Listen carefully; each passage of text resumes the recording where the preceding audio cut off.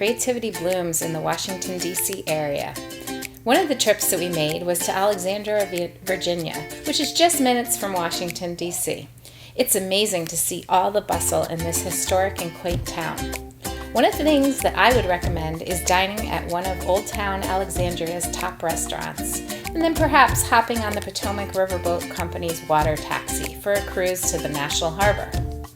Old Alexandria has cobblestone streets, cute little shops, and of course some stellar ice cream shops.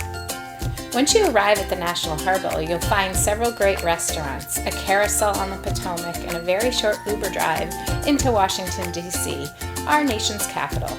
There's so much to do in this community, from visiting the Smithsonian museums to taking a stroll by our nation's capital, the gardens, or even the White House.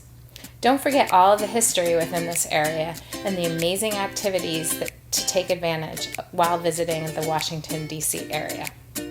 One of the trips that we made was to one museum with two locations, the National Air and Space Museum. If you get a chance to drive to the Udvar Hazy Center, the National Air and Space Museum, it's worth the drive near Dulles Airport. Since the original National Air and Space Museum on the National Mall was limited by size, thousands of artifacts were forced to remain in storage. This annex location features two massive hangars, multi-level walkways, and some of the highlights included seeing the Space Shuttle Discovery, which is surrounded by missiles, rockets, space capsules, and our American flag that is hanging